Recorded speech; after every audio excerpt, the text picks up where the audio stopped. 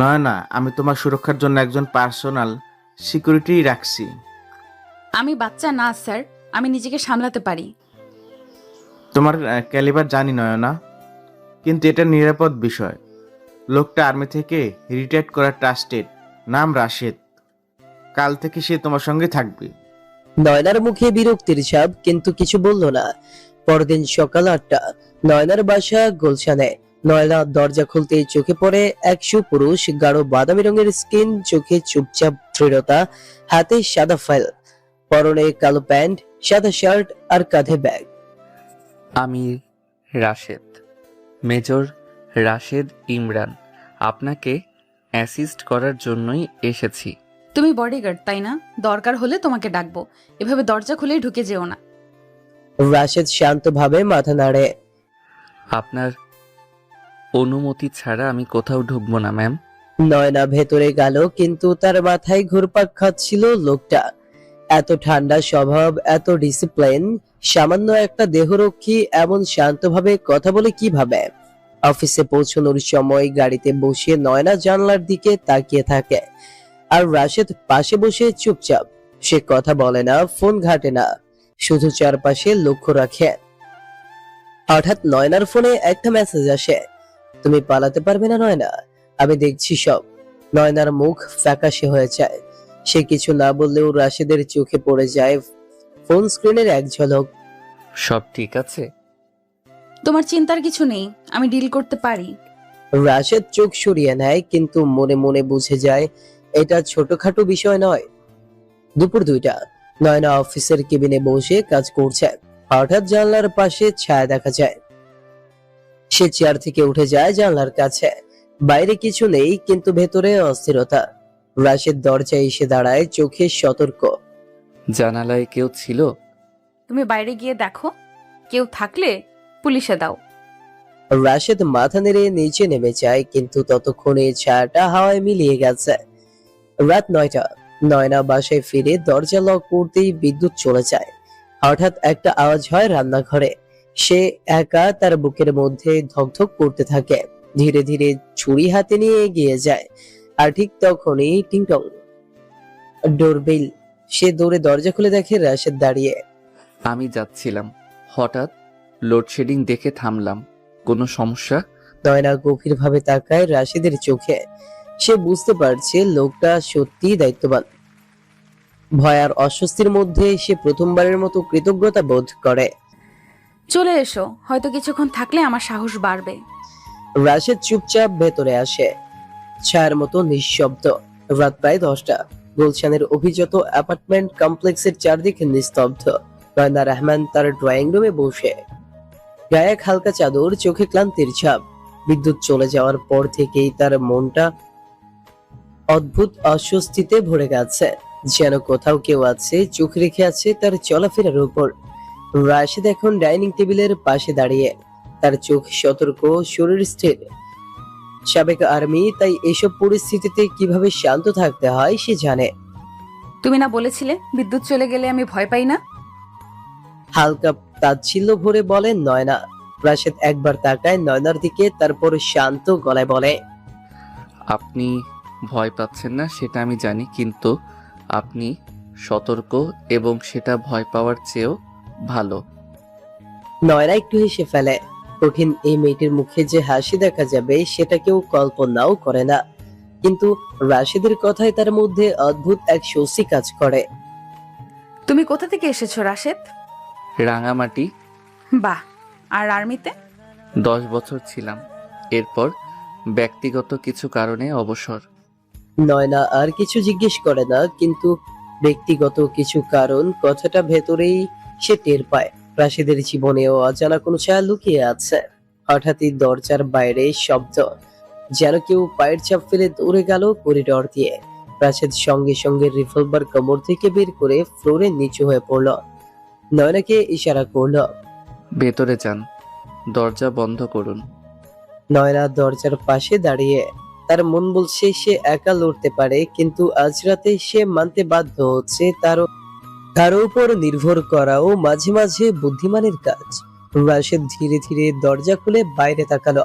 Corridor ফাঁকা, শুধু বাতাসের হালকা গুঞ্জন আর জানলার কাছে লাগা রাতের অন্ধকার। সে নিচের দিকে তাকিয়ে দেখে মেঝেতে পড়ে আছে একটা ছোট্ট কাগজ। উড়িয়ে নেয় সেটি। ছোট্ট একটি কাগজে লেখা, তোমার ছায়া আমি নয় না, তুমি পালাতে পারবে না, এবার আর আগের মতো রেহাই পাবে না। রাশেদ কাগজটা হাতে নিয়ে নয়নার দিকে তাকায়। আপনার কোনো পুরনো শত্রু আছে নয়না? আছে, কিন্তু সে তো সে তো মারা গেছে। কার কথা বলছেন? রাকিব 3 বছর আগে অ্যাক্সিডেন্টে মারা গিয়েছিল। আপনার প্রাক্তন? না, সে আমার সহকর্মী ছিল, কিন্তু সে আমাকে ভালোবাসতো। আমি কখনো প্রতিউত্তর দেইনি। পরে সে আমার নামে বাজে গুজব ছড়ায়। এক সময় চাকরি হারায়, মানসিকভাবে অস্থির হয়ে পড়ে। এরপর হঠাৎ একদিন অ্যাক্সিডেন্টে মৃত্যু। আপনি কি বিশ্বাস করেন সে সত্যি মারা গেছে? মরলে তো কবর হতো, জানাজা হতো, কিছুই হয়নি। তখন সবাই বলেছিল সে পাহাড়ে ঘুরতে গিয়ে পড়ে গেছে, শুধু একটা মৃতদেহ পাওয়া গেছে, কিন্তু মুখ পুড়ে গিয়েছিল। পরিবার শনাক্ত করেছিল। আমি বিষয়টা খতিয়ে দেখব। পরদিন সকাল 8টা। নয়না এখন অফিসের জন্য তৈরি হচ্ছে। হালকা সাদা শাড়ি, চুল খোলা। অন্যদিনের মতো রুক্ষ লাগছে না তাকে। হয়তো তার ভেতরের শক্ত মেয়েটি একটু একটু করে দুর্বল হচ্ছে। রাশেদ নিচে গাড়ি নিয়ে অপেক্ষা করছে। গেটে পাহারাদার বলল, স্যার, কালকে রাতে একটা সেরা ঢুকছিল, আপনার নাম কইছিল, কিন্তু আমি চিনতে পারিনি, তাই ঢুকতে দেইনি। সে কারো নাম বলেছিল? কইছে নয়না ম্যাম আপনার বোন, আমি তাকে দেখতে এসেছি। রাশেদের মনে কাটা ফোটে। নয়না তো বলেছে তার পরিবার নেই এই শহরে, তাহলে এই ভাইকে? গাড়ি স্টার্ট দিয়ে এসে অপেক্ষা করতে থাকে নয়নার জন্য। অফিসে পৌঁছানোর পর নয়না আজ একটু বেশি অন্যরকম আচরণ করছে। সে খুব চুপচাপ, মনোযোগী, কিন্তু মাঝে মাঝেই জানলার দিকে তাকাচ্ছে। মনে হচ্ছে কিছু একটা মনে মনে গুছিয়ে নিচ্ছে। ঠিক দুপুর 1টার সময় নয়নার কেবিনে হঠাৎ একটা ছোট্ট পার্সেল আসে। রেখে যায় বলে একজন কুরিয়ারম্যান দিয়ে গেটের সামনে থেকে পাঠিয়েছে। নয়না কৌতূহলী হয়ে পার্সেল খুলে দেখে একটি পুরনো ছবি। তাতে সে আর রাকিব দাঁড়িয়ে আছে একটি অফিস ট্রিপের সময়।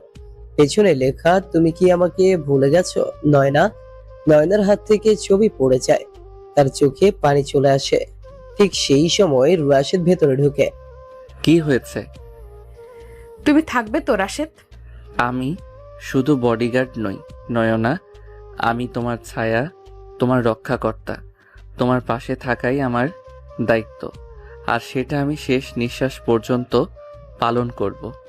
নয়নার চোখে তখন আর ভয় নেই, সেখানে কেবল একটা গভীর নির্ভরতা। ঘড়ির কাঁটা তখন রাত 11টা ছুঁই ছুঁই। নয়না রহমান তার বেডরুমে বসে ছবিটার দিকে এক দৃষ্টিতে তাকিয়ে আছে। রাকিবের সেই পুরনো ছবি, যা আজ হঠাৎ করে কুরিয়ারে এসে পৌঁছেছে। পেছনে লেখা কথাগুলো যেন মস্তিষ্কে হাওয়ার মতো ঘুরছে। তুমি কি আমাকে ভুলে গেছো নয়না? এই প্রশ্নটা যেন তার অস্তিত্বের ভেদ করে ঢুকে যাচ্ছে। রাকিবের সাথে তার সম্পর্ক যতটা নিরাসক্ত ছিল, ঠিক ততটাই জটিল ছিল তার বিদায়। 3 বছর আগে সবকিছু শেষ হয়ে গিয়েছিল, অন্তত নয়না তাই ভেবেছিল। হঠাৎ দরজায় নক। নয়না ম্যাম, আমি আসতে পারি? নয়না ধীরে দরজার লক ঘুরিয়ে দেয়।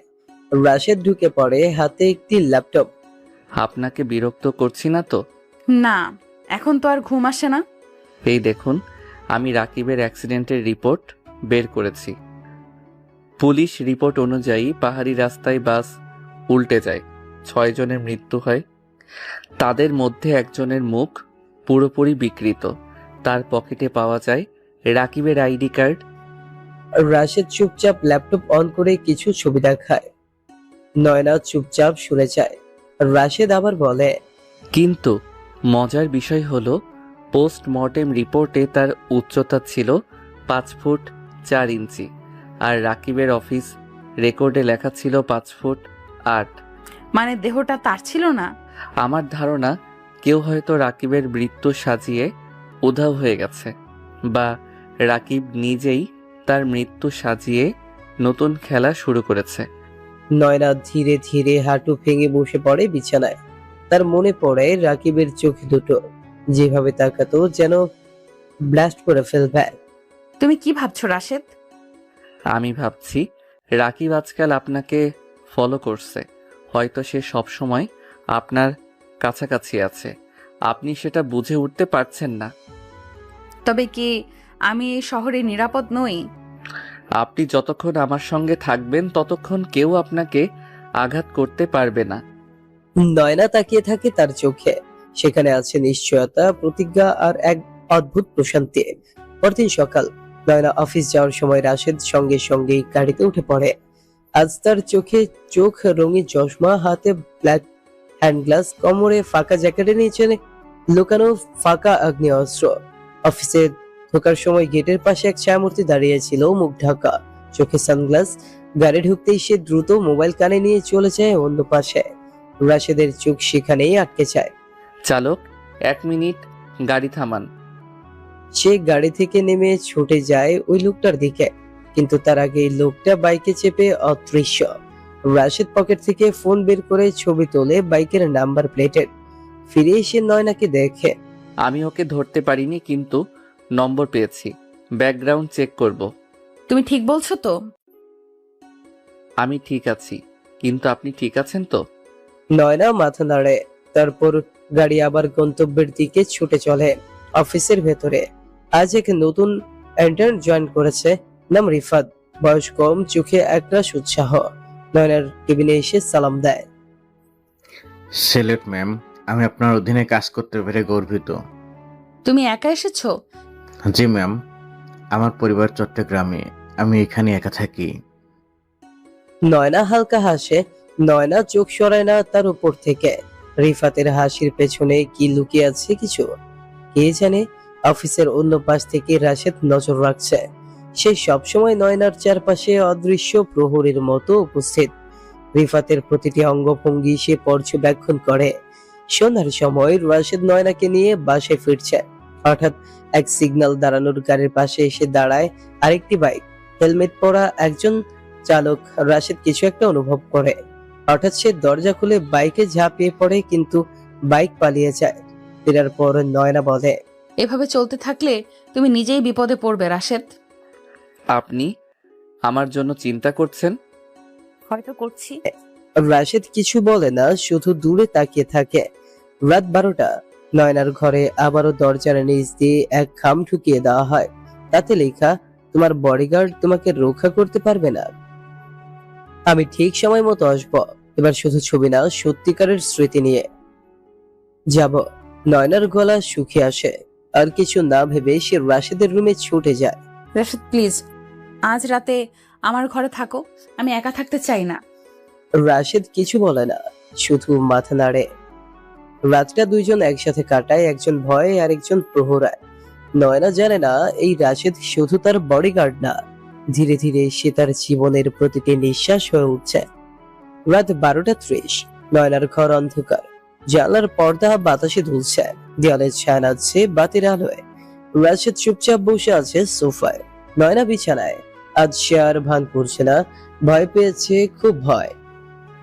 জীবনে এমন ভয় কখনো করে না সে, কিন্তু সেই খামটা সে লেখা তার আত্মাকে নাড়িয়ে দিয়েছে। রাশেদ, হ্যাঁ। তুমি কি আমার জন্য মরতে পারবে? আপনার জন্য মরার আগে বাঁচিয়ে রাখার চেষ্টা করব। যদি বাঁচাতে না পারি তাহলে মরাও যাবে।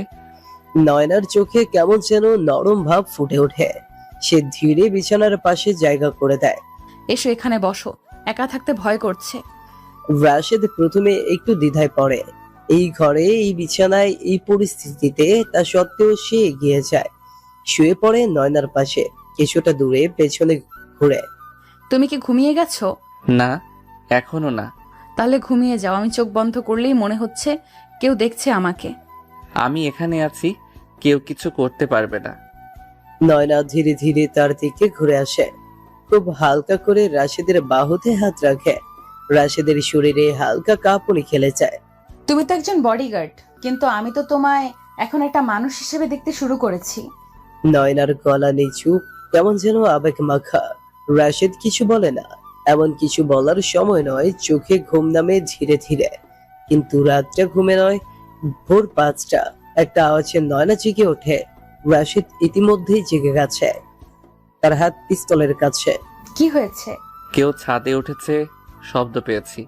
রাশেদ দ্রুত উঠে ছাদের দিকে ছুটে যায়। নয়না চুপচাপ জানলার পাশে এসে দাঁড়ায়। ছাদে গিয়ে কেউ একজনের ছায়া দেখতে পায় রাশেদ, কিন্তু পেছন থেকে চিৎকার করতেই ছায়া মূর্তিটা লাফ দিয়ে পাশের ছাদে নেমে যায়। রাশেদ এক ছুটে দেয় তার পেছনে, কিন্তু ছায়া মানুষ হারিয়ে যায় গলির ভেতর। ফিরে এসে রাশেদ দেখতে পায় নয়না বারান্দায় দাঁড়িয়ে, তার চোখে জল। আমার মনে হয় না আমি আর স্বাভাবিক থাকতে পারবো। আপনি যতক্ষণ আমার সঙ্গে আছেন আপনি নিরাপদ। নয়না চুপচাপ এগিয়ে এসে রাশেদের বুকে মাথা রাখে। তুমি থাকো না আমার পাশে সব সময়, শুধু একজন বডিগার্ড হয়ে নয়, আরো কিছু হয়ে। রাশেদ স্তব্ধ। এই নয়না রহমান যে মানুষকে সহজে কাছে আসতে দেয় না, আজ সেই নয়না নিজেই তার কাছে আসতে চেয়েছে। সেই চোখ বন্ধ করে ধীরে বলল, আমি থাকতে চাই একজন প্রহরী হয়ে, একজন মানুষ হয়ে, আর হয়তো একদিন একজন জামাই হয়ে। নয়নার ঠোঁটের কোণে এক ছিলতে হাসে, কিন্তু দুজনের কারোই জানা নেই এই ভালোবাসার পথে চড়ানো আছে মৃত্যু, বিশ্বাসভঙ্গ আর পুরনো সম্পর্কের ছায়া। সকাল 9টা। নয়না রহমান অফিসের মিটিং রুমে বসে আছে। পাশেই রাশেদ আগের মতো ছায়া হয়ে, যার পাশে কর্মকারীদের ব্যস্ততা, নোট প্রেজেন্টেশন সব স্বাভাবিক। তবুও নয়নার চোখে ভয়, মনে দ্বিধা, কারণ কাল রাতের সেই খামটার লেখাগুলো এখনো যেন মনে খোদাই হয়ে আছে।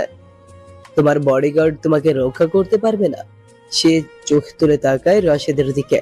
সে চুপচাপ তাকিয়ে আছে দেয়ালের দিকে, হাত চেপে রেখেছে বেল্টের কাছে, পিস্তল সর্বদা প্রস্তুত। হঠাৎ দরজা ঠেলে ভেতরে আসে সেই ইন্টার্ন রিফাত, হাতে কিছু ডকুমেন্ট, ঠোঁটে হাসে। স্যার ম্যাম, এগুলো আজকে মিটিংয়ের জন্য। নয়না হালকা মাথা নাড়ে, কিন্তু রাশেদ তাকিয়ে থাকে রিফাদের পায়ের দিকে। 1 সেকেন্ড, 2 সেকেন্ড, হঠাৎ রাশেদ বলে, তোমার বা পায়ের জুতোতে কালচে দাগ কেন? আমি সিঁড়িতে উঠতে গিয়ে পড়ে গিয়েছিলাম, মনে হয় দাগ লেগে গেছে। রাশেদ কিছু না বলে আবার সামনে তাকায়। নয়না বুঝতে পারে রাশেদের চোখ কিছু ধরেছে, যা সে বোঝে না এখনই। সন্ধ্যা। রাশেদ ও নয়না অফিস শেষে বাসে ফিরছে। গাড়িতে বসে নয়না বলল, তুমি কি রিফাতকেও সন্দেহ করো? আমি কাউকে সন্দেহ করি না, আমি প্রমাণ খুঁজি। আর রিফাত, সে কিছু লুকোচ্ছে। কিন্তু সে তো এখন ইন্টার্ন মাত্র। আপনার অফিসে ঢুকতে হলে ন্যাশনাল ডেটাবেজে ভেরিফিকেশন হয়, তাই না? হ্যাঁ। আমি আজ সন্ধ্যায় চেক করব। যদি রিফাত নামে আসল কেউ থাকে তাহলে তো রেকর্ডে থাকবে, আর যদি না থাকে তাহলে খেলাটা শুরু হয়ে গেছে। নয়না চুপ হয়ে যায়। তার বুকের ভেতরে যেন হিমেল বাতাস বয়ে যায়। রাত 9টা। রাশেদ তার ল্যাপটপে কাজ করছে। নয়না এসে পাশে বসে। তুমি আমার সঙ্গে খেতে চলো না? খাবো, আগে এই ছেলেটার পরিচয়টা বের করি। সার্চ দেয় রিফাত রহমান, বর্ন 1998, চট্টগ্রাম, কিন্তু কোনো রেকর্ড মিলে না। No record found. রাশেদ ধীরে ধীরে মাথা নাড়ে। এই ছেলে রিফাত নয়, সে কে, কেন এখানে এসেছে? নয়নার মুখ ফ্যাকাশে হয়ে যায়। তুমি কি বলছো? সে আমার অফিসে এসে প্ল্যান করে কাজ করছে? হ্যাঁ, আমি এখন থেকে তাকে চোখে চোখে রাখবো, আর আপনি আমার পাশ ছাড়া এক পাও নড়বেন না। নয়না এবার আর প্রতিবাদ করে না, কেমন যেন অভ্যস্ত হয়ে গেছে এই রাশেদের উপস্থিতিতে। রাত 11:30। নয়নার ফোনে একটা ভিডিও আসে, নাম্বার ব্ল্যাঙ্ক। ভিডিওতে দেখা যাচ্ছে এক অন্ধকার ঘরে একজন লোক বসে আছে, মুখে মুখোশ, সামনে এক লাল টিপ দিয়ে বাঁধা একটা ছোট্ট বাক্স। লোকটা বলে, নয়না রহমান, তুমি ভুল করেছ, তুমি রাকিবকে ঠকিয়েছ, এবার তোমাকে তার জন্য শাস্তি পেতেই হবে। ভিডিও শেষ হওয়ার পরেই ফোনে এসএমএস, কাল সকাল 7টার মধ্যে এই বাক্সটা তোমার গেটের সামনে থাকবে, খোলার সাহস করো না, নয়তো। নয়না চিৎকার করে ওঠে। রাশেদ দৌড়ে আসে, ফোনটা দেখে নেয়। কাল গেটের সামনে একটা বাক্স পড়বে, সেটা তুমি খুলবে না। তুমি কি ভাবছো এটা বোমা হতে পারে? হতে পারে, হতে পারে না, কিন্তু এটা স্পষ্ট তোমার চারপাশে শত্রু আছে, একজন নয়, অনেকজন। পরদিন সকাল 7টা। বাসার গেটের সামনে পড়ে থাকা বাক্স।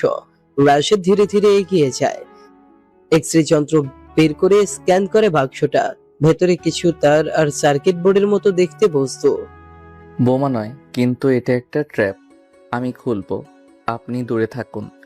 রাশেদ ধীরে বাক্সটা খুলে দেখে একটা ছোট্ট রোবটের মতো বস্তু, যার ক্যামেরা অন। তার সামনে লেখা, তোমাকে দেখা হচ্ছে নয়না।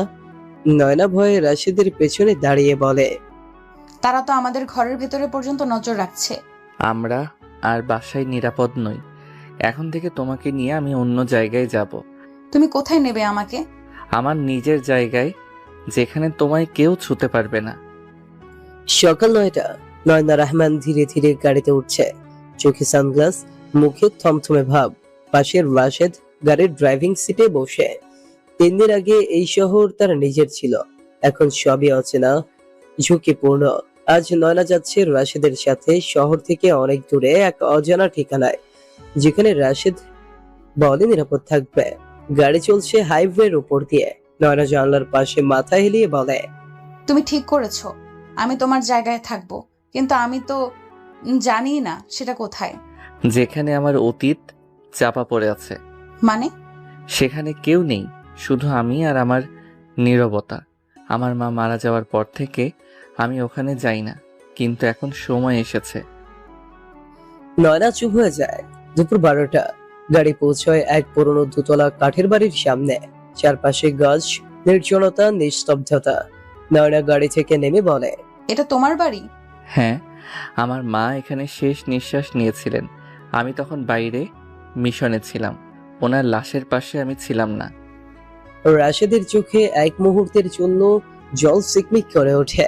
নয়না সেই চোখের দিকে তাকিয়ে থাকে। প্রথমবার সে বুঝতে পারে এই শক্তরুক্ষ পুরুষটার বুকের ভেতরও রয়েছে ঘুমন্ত এক শিশুর মতো কষ্ট। বিকেল 4টা। নয়না ঘর ঘুরে দেখছে। দেয়ালে পুরনো কিছু ছবি, যার একটাতে একটা কিশোর ছেলের পাশে হাসি মুখে দাঁড়িয়ে আছেন এক মাঝ বয়সী নারী। নয়না ধীরে ছবিটা ছুঁয়ে বলে, এটা কি তোমার মা? হ্যাঁ, খুব সুন্দর ছিলেন। আমার পৃথিবী ছিলেন। যখন সবাই আমাকে ছেড়ে দেয়, উনি পাশে ছিলেন। নয়নার চোখে জল জমে ওঠে।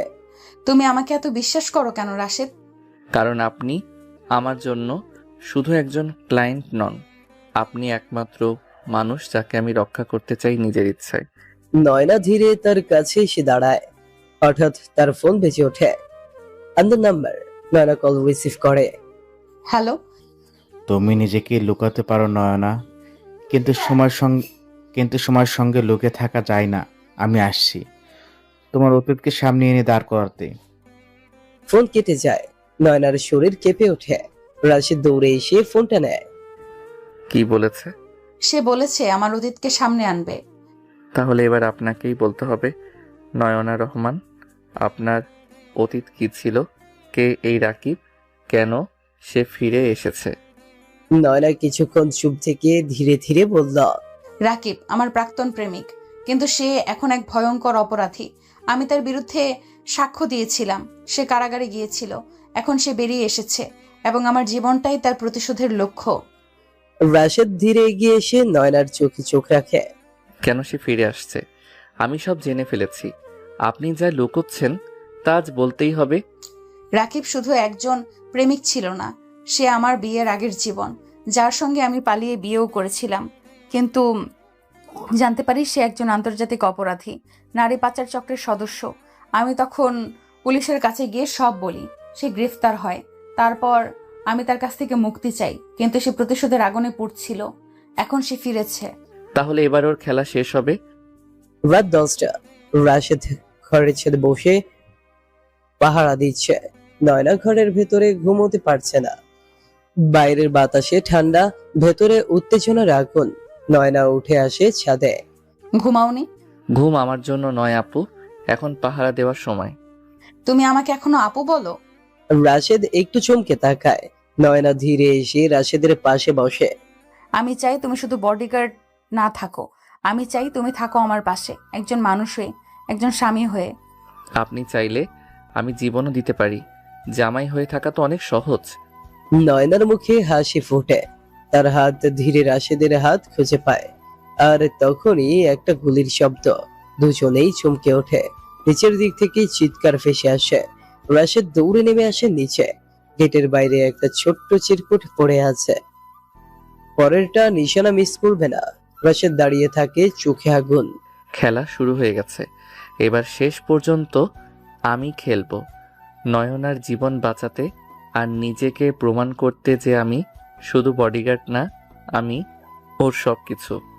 সকাল 7টা। পুরো রাতটা পাহাড়ায় কাটিয়েছে রাশেদ। নয়না ঘুমোতে পারেনি। ভোরবেলা উঠে বাইরে এসে দেখে রাশেদ বসে আছে গেটের সামনে, হাতে বন্দুক, চোখে ক্লান্তি।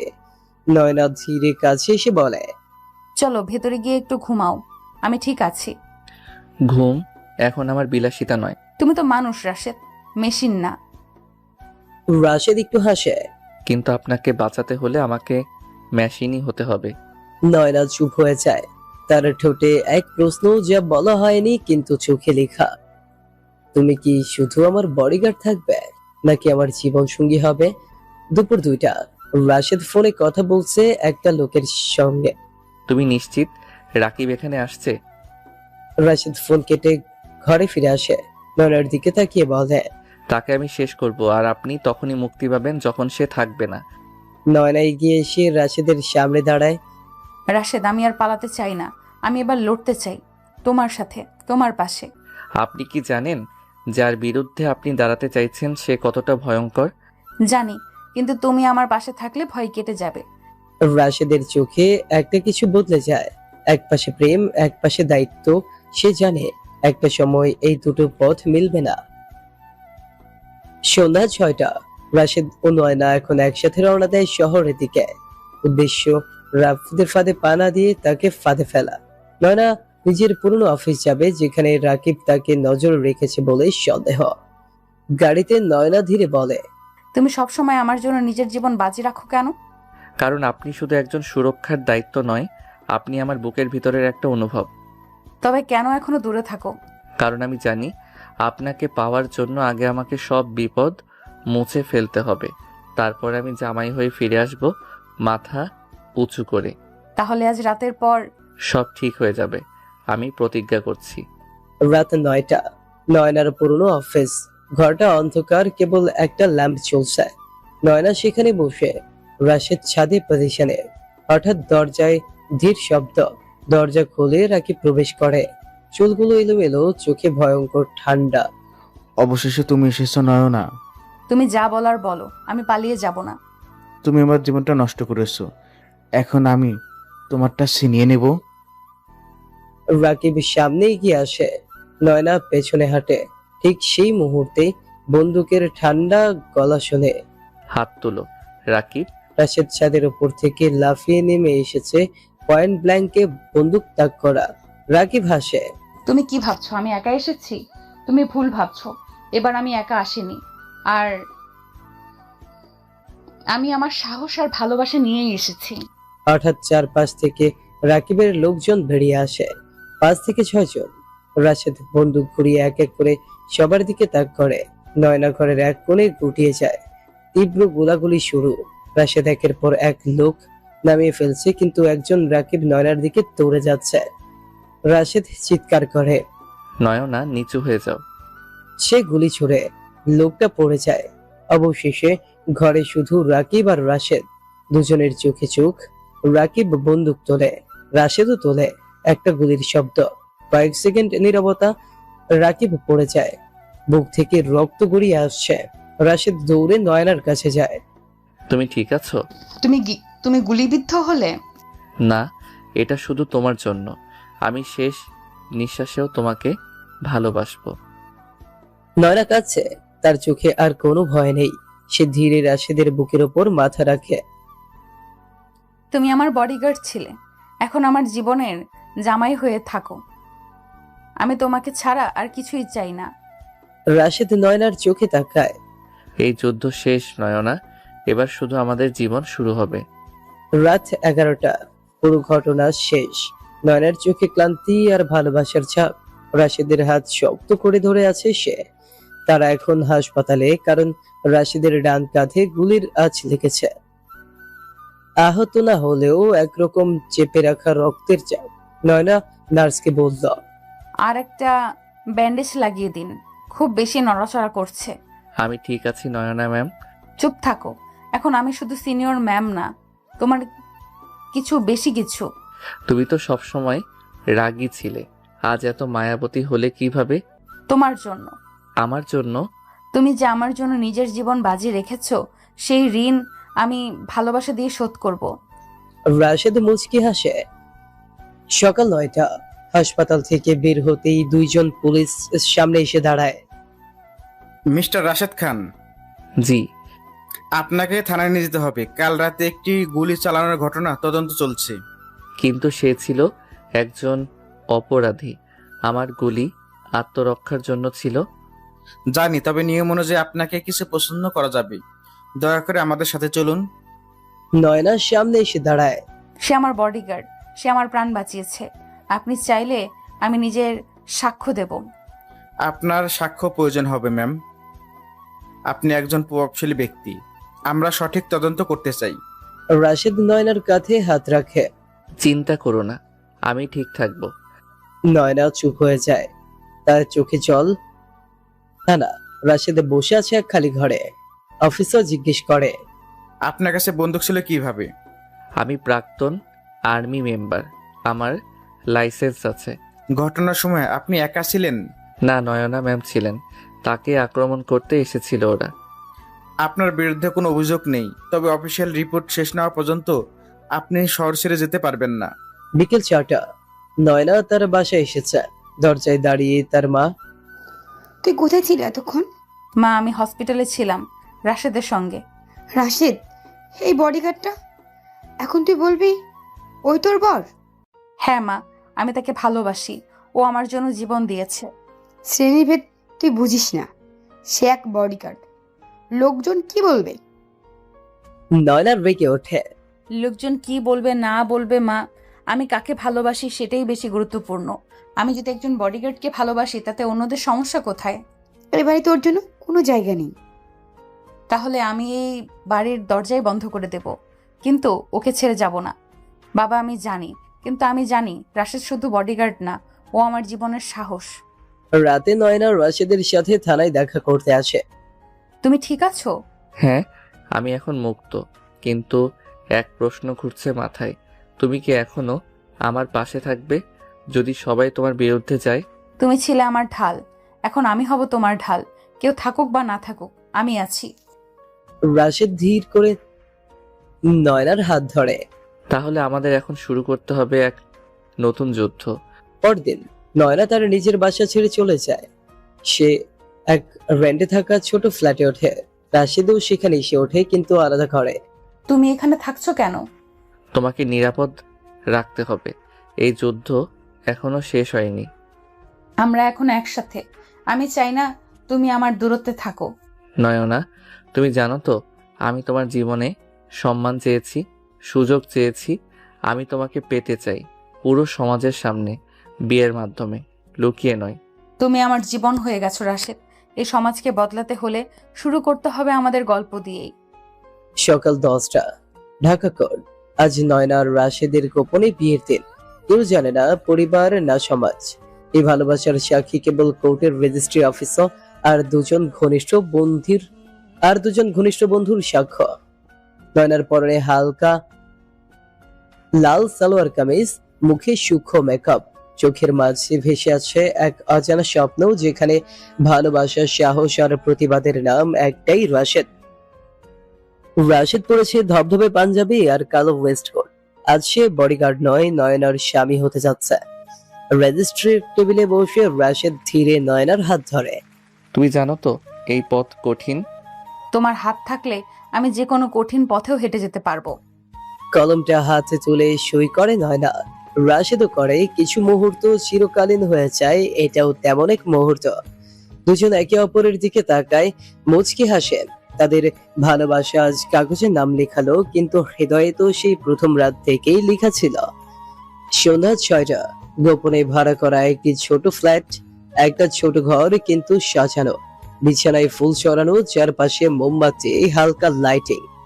নয়না আয়নার সামনে দাঁড়িয়ে নিজের ওড়নাটা ঠিক করছে। ঘরে ঢুকে রাশেদ হাতে দুটো চায়ের কাপ। চা বানিয়েছো তুমি? আজ থেকে আমি শুধু তোমার বডিগার্ড না, তোমার জামাইও।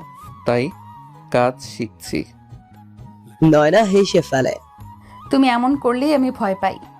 ভয় কেন? ভালোবাসা এত নিঃস্বার্থ হলে মানুষ ভয় পায়, এই বুঝি হারিয়ে যাবে। রাশেদ ধীরে এগিয়ে আসে, নয়নার গালে আলতো স্পর্শ করে। আমি হারাতে আসিনি নয়না, আমি বাঁচাতে এসেছি, তোমার পাশেই থাকতে। চুপচাপ চোখে চোখ রাখে তারা। চারপাশের নীরবতা যেন তাদের বুকের ভেতরে শব্দ শুনে নিচ্ছে। তখনই একটি মোবাইল রিং হয়। রাশেদ ফোন তুলে দেখে অপরিচিত নাম্বার। হ্যালো। তোর বউকে ভালোবাসিস তাই না? যার ভাইকে মেরেছিস সেই রাকিবের ভাই রাজু। খেলা তোরা শুরু করেছিস, শেষ করবো আমি। ফোন কেটে যায়। রাশেদ দ্রুত জানলার দিকে এগিয়ে গিয়ে চারপাশ দেখে। নয়না ঘাবড়ে যায়। কি হয়েছে? রাকিবের ভাই রাজু, ও আমাদের খুঁজে পেয়েছে। তাহলে আমরা পালাবো? না, আমি এবার আর পালাবো না। আমি যদি পালাই ওরা আমাদের ভালোবাসাকে দুর্বল ভাববে। রাশেদ সঙ্গে সঙ্গে এক পুরনো বন্ধু সোহেলকে ফোন করে। তুই এখনো থানায় আছিস? তাহলে একটু সময় দে, আমি রাজুর নাম দিয়ে একটা জিডি করতে চাই। নয়নার নিরাপত্তা জরুরি। রাত 8টা। নয়না রান্নাঘরে সিম্পল ডিনার প্রস্তুত করছিল। হঠাৎ দরজায় টকটক শব্দ। রাশেদ দরজা খুলে দেখে একজন বয়স্ক ভদ্রলোক। আমাকে যেতে হবে রাশেদ, এটা আমাদের সম্মান বাঁচানোর প্রশ্ন। রাশেদ বুঝে যায় এটা একটা ফাঁদও হতে পারে, কিন্তু সরকারি কাগজপত্র সত্যি। রাত 9টা। Magistrate office. সেখানে ঢুকতেই দেখা যায় ভেতরে বসে আছে রাজু, দুইজন ভাড়াটে গুন্ডা আর এক চেয়ারে বসা এক পুরনো শত্রু, নয়নার ছোট চাচা, যে তার বাবার সম্পত্তি আত্মসাৎ করতে চেয়েছিল। তুমি? আমি যাব। নয়না যাবে না। আপনার ইজ্জতের সংজ্ঞা ভুল চাচা। ভালোবাসায় ইজ্জত হারায় না, জিতে যায়। রাশেদের রক্ত গরম হয়ে যায়। তাদের দুজনকে ম্যাজিস্ট্রেটের সামনে দাঁড় করানো হয়। নয়না সোজা করে বলে, তাই তুমি মিথ্যা অভিযোগ আনিয়েছো? আমি একজন প্রাপ্তবয়স্ক নারী, আমি স্বেচ্ছায় বিয়ে করেছি। আমি চাই আমার স্বামীর বিরুদ্ধে সকল অভিযোগ প্রত্যাহার হোক। ম্যাজিস্ট্রেট কাগজে সই করে। তবু তোর প্রেম বেশি দিন টিকবে না রাশেদ। আমি আবার আসবো, আর এবার তোর ভালোবাসাকে গুলি করব। রাশেদ সামনে এগিয়ে যায়। এইবার গুলি চালানোর আগে বুঝে নিও, আমিও বদলে গেছি। এবার আমি শুধু বডিগার্ড না, একজন স্বামী, একজন যোদ্ধা। রাত 10টা। বাসে ফেরে নয়না ক্লান্ত, কিন্তু মুখে একটা তৃপ্তি। তুমি আমাকে বাঁচিয়ে চলেছো রাশেদ, আর কতবার বাঁচাবে? রাশেদ ধীরে বিছানার পাশে বসে তার কাঁধে হাত রাখে। যতবার দরকার ততবার। এবার এই জীবনটা শুধু তোমার জন্য। নয়না তাকে জড়িয়ে ধরে। এই ঘর, এই রাত, এই যুদ্ধ শেষে আমাদের জয়টা আজ সত্যিই পূর্ণ হলো। রাত 11টা। নয়না ও রাশেদের ছোট্ট ফ্ল্যাট। রাত গভীর হলেও ঘুম আসছে না নয়নার। বিছানায় শুয়ে শুয়ে বারবার মোবাইলে রাশেদের দিকে তাকাচ্ছে সে। রাশেদ জানলার পাশে দাঁড়িয়ে বাইরে তাকিয়ে আছে, একেবারে চুপচাপ, চোখে মুখে স্পষ্ট চিন্তার ছাপ। এত চুপ কেন তুমি? চিন্তা করছি। রাজু যা বলল, ও থামবে না নয়না। তাহলে আমরা কি পালিয়ে যাব আবার? রাশেদ ধীরে নয়নার পাশে বসে বলে, এইবার আর না। এবার পালিয়ে বাঁচবো না, লড়ে বাঁচবো। তুমি আবার ঝুঁকি নিতে যাচ্ছ না তো? না, আমি এখন দায়িত্বশীল। আমার শুধু তোমার জন্য বাঁচতে হবে, তাই সবকিছু বুঝে করব। নয়নার চোখে অজানা ভয়। রাশেদ নিচের মোবাইলে পুরনো কমান্ডার নাম্বারে কল করে। স্যার, আমি আবার জয়েন করতে চাই। এই শহরে থেকে নয়নাকে নিরাপত্তা দিতে হলে আমার আবার ইউনিফর্ম দরকার। আমি এখন একজন স্বামী স্যার, দায়িত্ব পালনে আমি আর ভয় পাই না। পরের দিন সকাল 8টা। Police headquarter. রাশেদ ইউনিফর্ম পরে ফিরছে, মাথা উঁচু করে ঢুকছে অফিসে। সহকর্মীরা সবাই অবাক। কমান্ডার হাসি মুখে রাশেদকে দেখে। রাশেদ মাথা নিচু করে সম্মান জানায়। অন্যদিকে রাজুর গ্যাং বেস। রাজু গালিতে গালিতে মুখ ভরিয়ে বলছে, ও আবার ইউনিফর্ম পরে নিয়েছে, ভালো। তাহলে এবার একেবারে আক্রমণ করতে হবে। আমিও তো রাজু, আমি এবার শুধু ওকে নয়, ওর বউটাকে টার্গেট করব। রুটিন সব ক্র্যাক করছে, এমনকি নতুন ফ্ল্যাটের ঠিকানাও জেনে ফেলেছে। একটা ছোট্ট ব্লাস্টেড ওদের প্রেম সিনেমা শেষ হয়ে যাবে। সন্ধ্যা 6টা। নয়না তার কলেজ থেকে ফিরছে, হাতে ফাইল, কাঁধে ব্যাগ। পেছনে একটা কালো বাইক ধীরে ধীরে ফলো করছে তাকে। নয়না সেটা বুঝে ফেলে, মোবাইল বের করে রাশেদকে কল করে। তোমার কথা ছিল কেউ আমাকে ফলো করছে। কোথায় তুমি? কলেজ গেট পেরিয়ে 2 নাম্বার গলিতে। রাশেদ সাথে সাথে অফিস থেকে বাইকে রওনা দেয়। অন্যদিকে বাইকটা হঠাৎ নয়নার সামনে এসে দাঁড়ায়। 3জন লোক নেমে আসে, তাদের চোখে মুখে লালসা, মুখে রুমাল বাঁধা। হঠাৎ রাস্তার এক কোণা থেকে বাইকের শব্দ, রাশেদ এসে হাজির। 2 সেকেন্ডে বাইক থামিয়ে লাফ দিয়ে সামনে এসে দাঁড়ায়। নয়নার দিকে চোখ তুলেছিস মানে আমার জানের দিকে তুই হাত বাড়িয়েছিস? বলে একজন ছুরি বের করে। রাশেদ নিজের কোমর থেকে সার্ভিস রড বের করে, ধাক্কা দিয়ে ছুরিওয়ালাকে ফেলে দেয়।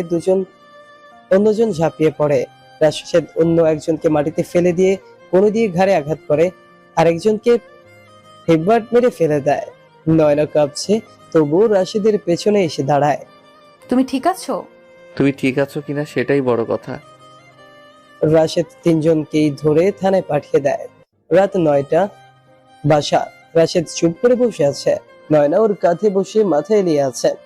তোমাকে আবার এই পথে ফিরিয়ে আনলাম। না নয়না, আমি তো এই পথেরই লোক, কিন্তু এবার আমি জানি আমার পথের শেষ তুমি। তুমি জানো তোমার সাহসিকতা আমাকে বারবার প্রেমে ফেলে দেয়। আর তোমার ভালোবাসা আমাকে অজেয় করে তোলে। অন্যদিকে রাজু গ্যাং। রাজু মোবাইলে একটা ভিডিও দেখছে, নয়না আর রাশেদের রাস্তায় মারামারির দৃশ্য। তোরা যতই মারিস, ওরা আবার ফিরে আসবে। এখন দরকার এমন একটা কাজ যাতে ওরা চিরতরে থেমে যায়। আমার রাজনীতি আমার রক্তে, আমি কাউকে পাত্তা দেই না। এবার নয়নার জীবন নিয়ে খেলবো। সকাল 7টা, নয়না ও রাশেদের ফ্ল্যাট। নয়না আজ একটু বেশি চুপচাপ, চা খেতে খেতে এক দৃষ্টিতে তাকিয়ে আছে বারান্দার দিকে। রাশেদ বুঝতে পারে ওর ভেতরে কিছু একটা চলছে। কি ভাবছো? যদি আবার কিছু হয়? তুমি জানো আমি আছি। এবার তোমার কাছ থেকে এক পলাও দূরে যাব না। নয়না মাথা নিচু করে বলে। তোমার জন্য ভয় হয় রাশেদ। রাশেদ কাছে এসে ওর কপালে চুমু দিয়ে বলে, আমি এখন শুধু তোমার স্বামী না, তোমার বডিগার্ড, জামাই, তোমার জীবনের একমাত্র প্রহরী। এই কথাগুলো শুনে নয়নার চোখে জল চলে আসে। অন্যদিকে শহরের এক পরিত্যক্ত গুদামে রাজু ও তার দল। একজন ছেলে বোমা তৈরি করছে, রাজু একপাশে দাঁড়িয়ে ফোনে কারো সঙ্গে কথা বলছে। হ্যাঁ ভাই, সব ঠিকঠাক। আজ কলেজে ছোট একটা বিস্ফোরণ হবে। ছাত্রী মারা যাক, তাতে কিছু যায় আসে না। আমার টার্গেট একটাই, নয়না।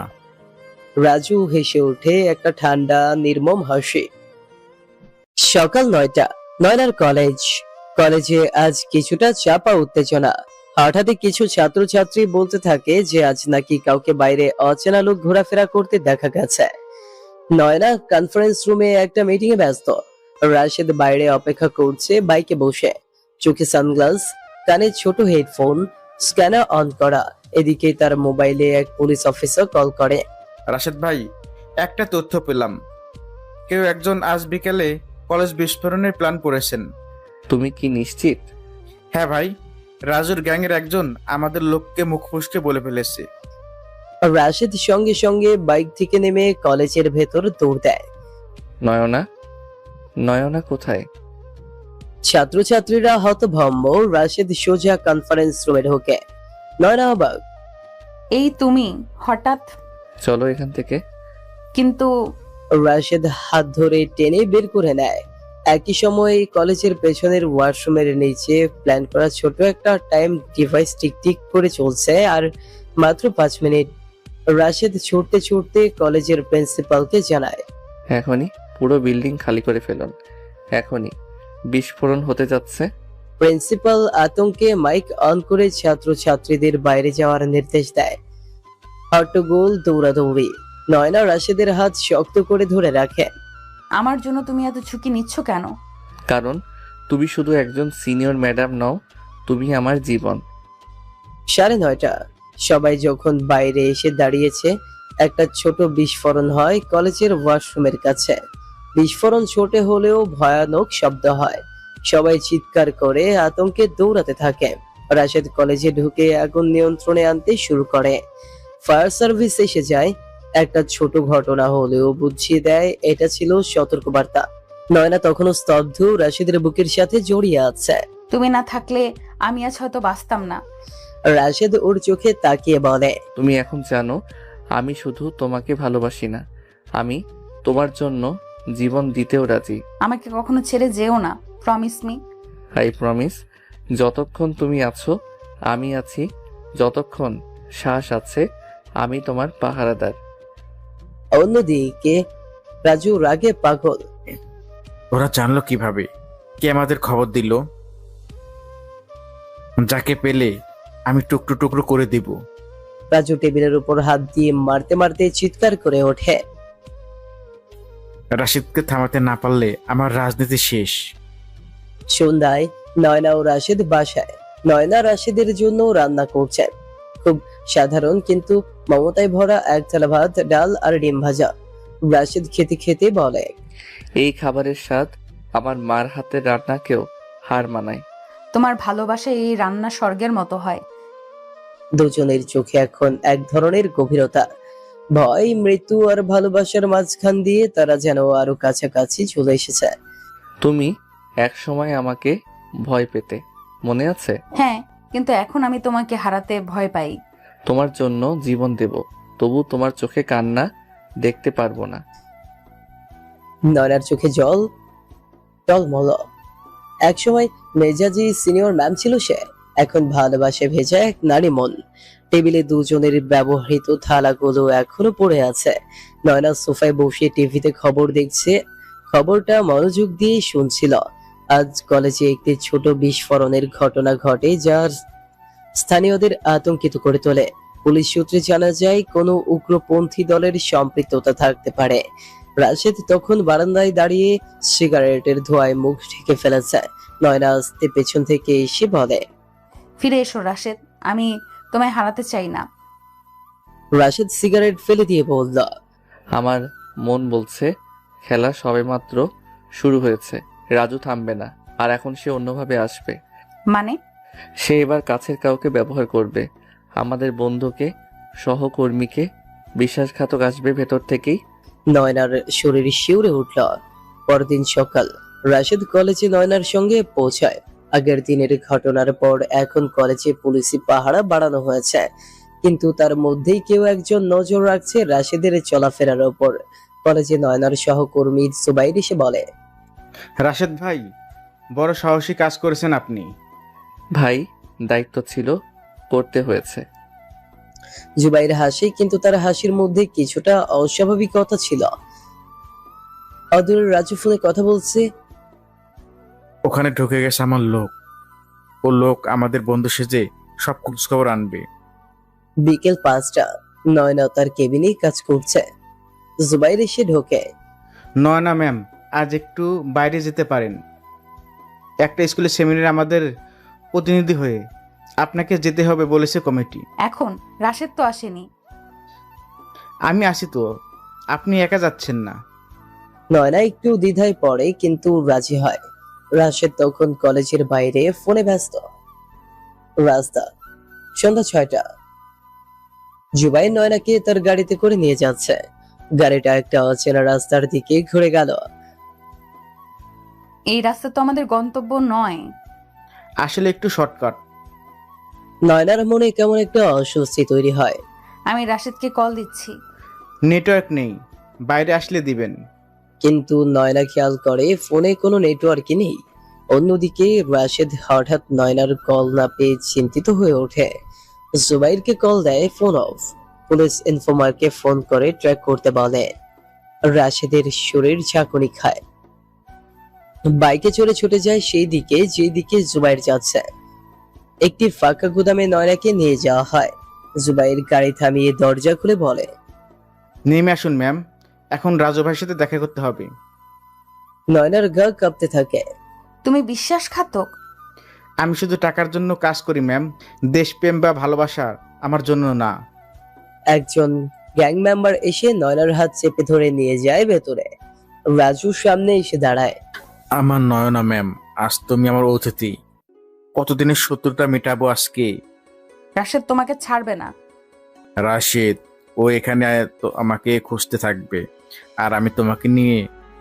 রাশেদ তখন বাইকে তার ইনফরমার হেডফোনে বলে। এক হাতে বাইক চালিয়ে অন্য হাতে অস্ত্র প্রস্তুত করে সে ছুটছে যেন একটা আগুনের দিকে। গুদামের সামনে রাত 8টা। রাশেদ স্লো মোশনে বাইক থেকে নামে। চারপাশে 5 থেকে 6 জন গ্যাং মেম্বার। রাশেদ চুপচাপ এগিয়ে যায়, হঠাৎ ঝাঁপিয়ে পড়ে একজনের উপর। মারাত্মক মার সোজা গলা চেপে ধরে ফেলে দেয়। বাকি লোকজন অস্ত্র তুলে নেয়, গুলি চালায়। রাশেদ লাফ দিয়ে দেয়ালে আশ্রয় নেয়, পাল্টা গুলি ছুড়ে দুইজনকে নিকেশ করে এক এক করে। গুদামের ভেতরে রাজু নয়নার সামনে দাঁড়িয়ে হঠাৎ গুলির শব্দ শুনে বলে। ও, এসে গেছো। রাশেদ দরজা ভেঙে ঢুকে পড়ে। হাত সরাও আমার বউয়ের কাছ থেকে। রাজু বন্দুক তোলে। রাশেদ স্লাইড করে নিচ দিয়ে গিয়ে ওর পায়ে গুলি করে। রাজু পড়ে যায়। খেলা শেষ রাজু। পুলিশ ইনফর্মার তখনই ফোর্স নিয়ে আসে, সবাইকে গ্রেফতার করে। রাশেদ নয়নাকে জড়িয়ে ধরে। তুমি আমার জান, আমি শুধু তোমায় চাই রাশেদ। রাত 9টা, ফ্ল্যাটে। নয়না চুপচাপ বসে, রাশেদ ওর কপালে হাত রাখে। তুমি ঠিক আছো? তোমার জন্য ভয় পেয়েছিলাম, ভেবেছিলাম আজ হয়তো শেষবার তোমাকে দেখছি। রাশেদ নয়নার কপালে চুমু দিয়ে বলে। তুমি কাঁদছো? আমি বেঁচে থাকবো যতদিন তুমি আছো। তোমার জন্য লড়বো, মরবো, আবার বাঁচবো। নয়না মাথা রাখে রাশেদের কাঁধে। এই সম্পর্ক এখন আর শুধু দায়িত্ব নয়, এটা ভালোবাসা, সুরক্ষা আর আত্মার বন্ধন। রাত 10টা। নয়না ও রাশেদের ফ্ল্যাটে। ঘর নিস্তব্ধ। নয়না বিছানায় চুপ করে বসে আছে। জানলার বাইরে অন্ধকার শহর, মাঝে মাঝে দূর থেকে গাড়ির হর্ন। রাশেদ সোফায় বসে একটা পুরনো নথি পড়ছিল। নয়নার বাবার মৃত্যু রিপোর্ট। নয়না, তুমি তো বলেছিলে আঙ্কেল হার্ট অ্যাটাকে মারা যান, কিন্তু রিপোর্টে লেখা প্রেশার ইনজেকশনের অতিরিক্ত ডোজে মৃত্যু। আমি তখন খুব ছোট, মা সবসময় বলতেন বাবা ঘুমের মধ্যে চলে গিয়েছিল। বড় হয়ে জানতে পারি সেই রাতে হসপিটালে এক অচেনা নার্স ছিল, যার নাম বা রেকর্ড কিছুই নেই। মানে এটা পরিকল্পিত হত্যা? হয়তো, কিন্তু কেউ কিছু প্রমাণ করতে পারেনি। রাশেদ চুপ করে যায়। তার মনে হয় এই ঘটনার সঙ্গে রাজুর গ্যাংয়ের কোনো সম্পর্ক থাকতে পারে। পরদিন সকাল, রাশেদ যায় সেই পুরনো হসপিটাল। রিসেপশন থেকে বলে। দুঃখিত স্যার, 20 বছর আগে কোনো ডেটা আমাদের সিস্টেমে নেই। সেই সময় ডিজিটাল কিছু ছিল না। রাশেদ বের হয়ে যখন বাইকে উঠছে, হঠাৎ একজন বয়স্ক নার্স পেছন থেকে বলে। আপনি কি অরিন্দম সাহেবের মৃত্যুর বিষয়ে খুঁজছেন? হ্যাঁ, আপনি চিনেন তাকে? আমি তখন রাতে ডিউটিতে ছিলাম। এক নতুন নার্সকে ওয়ার্ডে দেখেছিলাম, অথচ তাকে নিয়োগ করা হয়নি। সিসিটিভি না থাকায় কিছু বোঝা যায়নি। পরদিন সে নিখোঁজ। আপনার নামটা বলবেন? আমি জিনাত। এখন আর চাকরি করি না, তবে সেই রাতটা ভুলিনি। রাশেদ জিনাতের নাম ও কথা রেকর্ড করে, তারপর নয়নাকে ফোন দেয়। তোমার বাবার মৃত্যু হঠাৎ নয়, পরিকল্পিত ছিল। কেউ চেয়েছিল উনি যেন না বাঁচেন। নয়না ফোনের ওপাশে স্তব্ধ হয়ে যায়। কলেজে নয়না আজ ক্লাস নিচ্ছে না। সে তার বাবার পুরনো ডায়েরি খুঁজে বের করে। একটি পাতায় লেখা, কিছু মানুষ আমার চারপাশে সন্দেহজনক হয়ে উঠছে। আমি যদি কিছু করে উঠতে না পারি, নয়নাকে রক্ষা করবে সেই মানুষ যার চোখে ভয় নেই। নয়নার চোখ ভিজে ওঠে। ডায়েরির পেছনে একটা পুরনো ছবি, 3জন মানুষ, নয়নার বাবা আর 2জন অচেনা লোক। একজনকে দেখে নয়নার মাথা ঘুরে যায়। এটা এটা তো রাজুর বাবা। এই মানে রাজুর পরিবারের সঙ্গে নয়নার বাবার পুরনো শত্রুতা ছিল। অন্যদিকে রাজু তার ছোট ভাইকে নিয়ে কথা বলছে। বাবা যেভাবে শেষ করেছিল নয়নার বাবাকে, আমিও তেমনি তোমাকে। নয়না আর রাশেদ, ওর তো সময় শেষ। রাত 8টা। নয়না ও রাশেদের বাসায় পুলিশ আসে। নয়ন রহমান, আপনার নামে ফারজানা খুনের অভিযোগ এসেছে, আপনাকে থানায় যেতে হবে। কি? আমি ফারজানাকে চিনিই না। প্রমাণ কোথায়? ওই ভিডিওতে দেখা যাচ্ছে আপনি ফারজানার সঙ্গে দেখা করছেন, তারপর সে মারা যায়। ভিডিওটা স্পষ্ট নয় কিন্তু চেহারা অনেকটাই মেয়ে। রাশিদ বুঝে যায় এটা কারসাজি। থানায় নয়না জিজ্ঞাসাবাদে চুপচাপ। রাশেদ বাইরে বসে অস্থির। হঠাৎ তার ফোনে একটা অচেনা নাম্বার থেকে মেসেজ আসে, তোমার নয়নাকে মুক্ত করতে হলে তুমি নিচে চলে আসো সিটি কারখানায় রাত 11টার মধ্যে। একা। রাশেদ দাঁত চেপে ফেলে। আমার মেয়েকে যদি কেউ ছুঁয়েও দেয়, আমি পুরো শহর উল্টে দেব। রাত 11টা, পরিত্যক্ত সিটি কারখানা। রাশেদ একা যায়, আগেই বন্দুক নিয়ে প্রস্তুত। ভেতরে ঢুকতেই আলো নিভে যায়। অন্ধকারে একের পর এক রাজুর লোক ঘিরে ফেলে। শ্লোক ল্যাব দিয়ে বলে, আমার বডিগার্ড জামাই সাহেব এসেছেন। বাহ! তুমি যতই চাল চালো, নয়নাকে কিছু করতে পারবে না। কিন্তু সে তো এখন খুনি, তুমি বাঁচাতে পারবে না। তুমি জানো না আমি কি করতে পারি একজন ভালোবাসার জন্য। এক ধাক্কায় সে সামনের দুজনকে ফেলে দেয়। চারদিকে গুলি চলতে থাকে। রাশেদ আহত হয় কিন্তু থামে না। সেই সময় পুলিশ পেছন থেকে ঢুকে পড়ে। ডাউন, সবাই নিচে।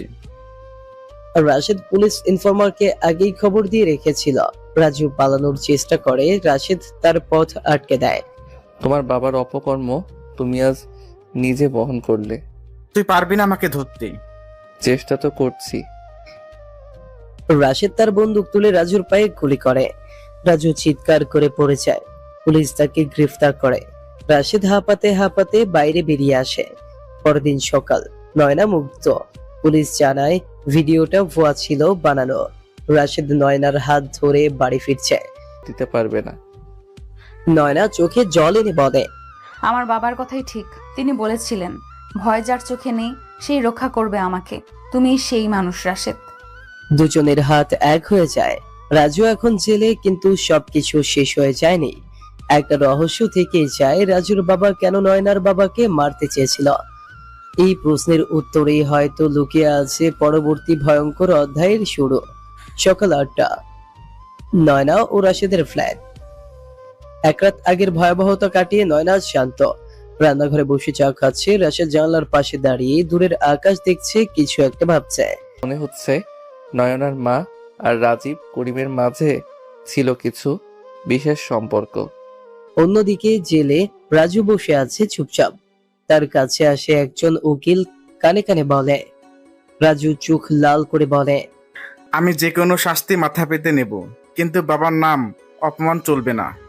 রাজুর মনে পড়ে ছোটবেলায় একবার সে শুনেছিল তার বাবা এক সুন্দরী কলেজ শিক্ষিকাকে বিয়ের প্রস্তাব দিতে চেয়েছিল, কিন্তু সে রাজি হয়নি। তখন রাগে রাজুর বাবা হুমকি দিয়েছিলেন, তোমাকে না পেলে আমি তোমার সব কিছু শেষ করে দিব। রাজু বুঝতে পারে সেই শিক্ষিকাই ছিল নয়নার মা, আর তার বাবার প্রতিশোধের আগুনে পুড়েছে নয়নার পরিবার।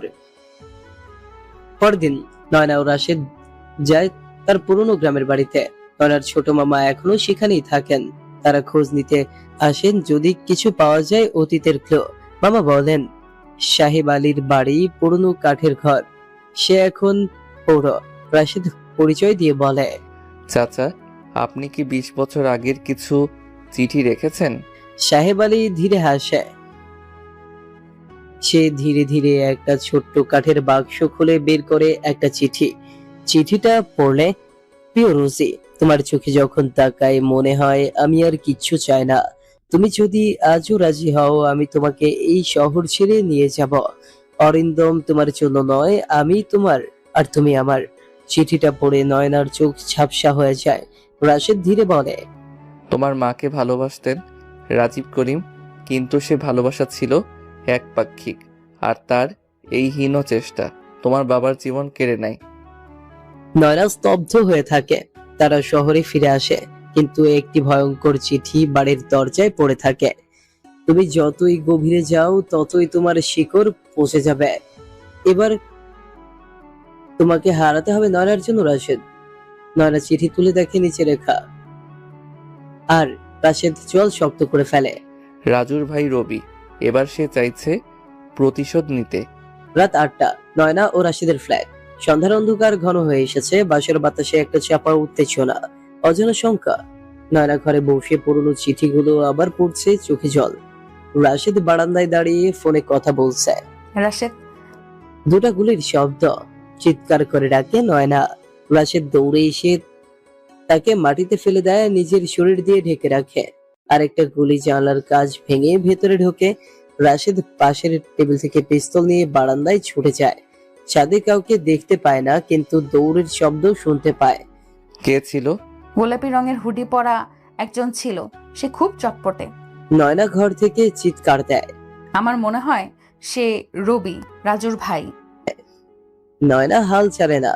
সে স্থানীয় পত্রিকায় রাজু ও রবি ও রাজীব করিমের অতীত নিয়ে এক্সপোজের রিপোর্ট ছাপায়। চারদিক তোলপাড় হয়ে যায়। রাতে নয়না একা ঘরে বসে। রাশেদ তখন গেটের সামনে পাহারা দিচ্ছে। নয়নার মনে পড়ে ছোটবেলায় তার মা বলেছিলেন, ভালোবাসা মানেই আত্মত্যাগ। যাকে ভালোবাসো তাকে বাঁচানোর জন্য তোমার নিজের জীবনও দিতে হতে পারে। হঠাৎ আরেকটি গুলির শব্দ, এবার খুব কাছ থেকে। নয়না চিৎকার করে ওঠে। যাই রাশেদ, তুমি তুমি আহত।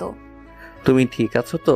ওরা আবার এসেছিল, আমি দূর থেকে গুলিটা ফিরিয়ে দিয়েছি। সে ছুটে বের হয়, দেখে রাশেদ গেটের সামনে দাঁড়িয়ে, তার হাত দিয়ে রক্ত পড়ছে। রাশেদ জোর করে হাসে, কিন্তু শরীর কাঁপছে। নয়না কান্না ভেঙে ফেলে। তুমি কেন বারবার আমার জন্য জীবন বাজি রাখো? কারণ আমি তোমাকে ভালোবাসি নয়না। আর ভালোবাসা মানে শুধু রক্ষা নয়, সেই ভালোবাসা তোমার আত্মা ছুঁয়ে যায়। নয়না তার বুকের উপর মাথা রাখে, রক্তাক্ত হাতে জড়িয়ে ধরে রাশেদকে। আমি আর কখনো তোমাকে একা ছেড়ে যাব না রাশেদ, আমাদের যুদ্ধ একসাথে হবে। এরপর দিনগুলোতে নয়না মিডিয়ায় মুখ খোলে, তার বক্তব্য ভাইরাল হয়। সে বলে, আমার মায়ের ভালোবাসাকে দমন করা হয়েছিল, কিন্তু আমি নিজের ভালোবাসাকে মুক্ত করব। রাজু রবির মতো মানুষ যেন আর কারো জীবন ধ্বংস করতে না পারে তার ব্যবস্থা নেব। একটি ইনভেস্টিগেশন টিম গঠিত হয়। রাজুর ফোন রেকর্ড, রাজীব করিমের ব্যাংক হিস্ট্রি, পুরনো জমি নথি সব খতিয়ে দেখা হয়। এবং একদিন রবি ধরা পড়ে। আগ্নেয়াস্ত্র সহ গ্রেফতার হয় পুরান ঢাকার এক হোস্টেল থেকে। পুলিশের মুখপাত্র জানায়, এই চক্রটা শুধু প্রতিশোধ নয়, অনেক বড় মাফিয়া গ্রুপের সঙ্গে জড়িত। রাশেদের সাহসিকতা আর নয়নের নির্ভরতায় এই চক্র ভাঙা সম্ভব হয়েছে। শেষ রাত, নয়না ও রাশেদ ছাদে বসে। নয়না চাঁদের দিকে তাকিয়ে বলে, তুমি জানো, আমি তোমার বডিগার্ড হতে চেয়েছিলাম এক সময়। আমার অহংকারে আমি ভুলে গিয়েছিলাম ভালোবাসা কখনো একতরফা থাকে না। এখন তোমার বডিগার্ড জামাই তোমার পাশে। তোমাকে এখন শুধু স্বামী নয়, আমার জীবনের সবচেয়ে বড় বন্ধু হিসেবেও দেখি। রাশেদ নয়নার কপালে চুমু খায়। চলো আমাদের ভালোবাসার গল্পটা এবার নতুন করে শুরু করি। বডিগার্ড জামাইয়ের সঙ্গে একান্ত মুহূর্ত কাটানোটাই হচ্ছে এখনকার সবচেয়ে বড় রোম্যান্স। রাশেদ একটু এগিয়ে আসে, নয়নার চুলের মুখ লুকিয়ে বলে, তুই জানো, তোমার চুলে এখনো সে আগের মতোই সুবাস। আমি কখনো ভুলিনি। তুমি তো সাহসী, কিন্তু রোমান্টিক হওয়াটা এখন শিখলে না ঠিক মতো। তবে এখন শিখে ফেলি।